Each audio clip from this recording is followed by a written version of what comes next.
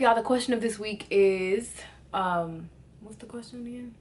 It was pretty much like, if you are a transfer student, when should you kind of start searching or researching or whatever?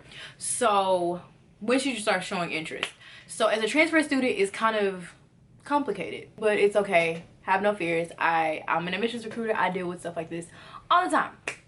So if you're a transfer student but you're not yet on campus, it's going to be kind of hard for you, because you're not going to really be on campus to know exactly when they're having events, unless, I mean, they post on social media. And sometimes, you know, we don't always utilize social media to its fullest potential, so sometimes you might not really know. So it'll be hard for you to really show interest, especially if you're not going to be there, and especially if you're not planning to come for like another year.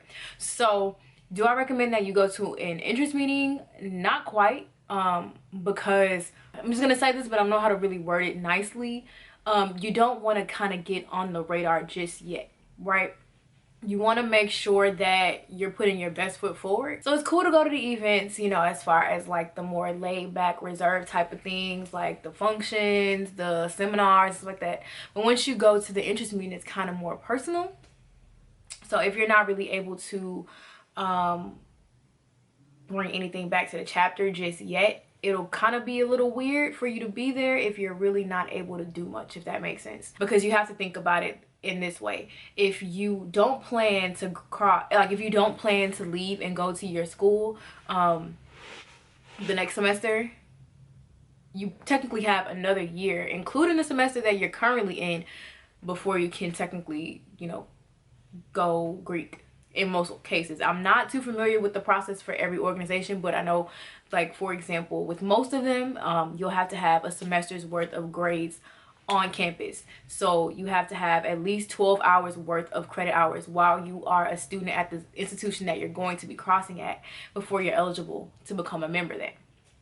So by putting yourself in the situation a year on, it can kind of go one or two ways. It could be good, but at the same time, it might be like you're getting to know these people and they're about to graduate, so you have to get to know these people all over again. By the time these new neos come, they're gonna really be your profiles, and it's like you spent all this time and you still have to start back at square one. So it's kind of weird. But if you are a student on campus, of course you have to get that one semester's worth of credits in. So I mean, if you are a student there, I think it's fine for you to go to the events, especially if this is an organization that you're interested in. By going there, being a student there, they can kind of keep in touch with you. They can keep in touch with you to a certain extent, and then from there you'll be able to kind of gauge it and see if you're not able to cross this semester, you won't necessarily have the inside scoop, but you'll kind of be familiar with them and you'll know what to look for in the next semester. Yeah, that's kind of weird, but to round it all up, if you are not a student at the institution that you're going to be looking to cross at, I wouldn't recommend going to the informational sessions. You can go to everything else, just like probably don't go to the informational session just yet.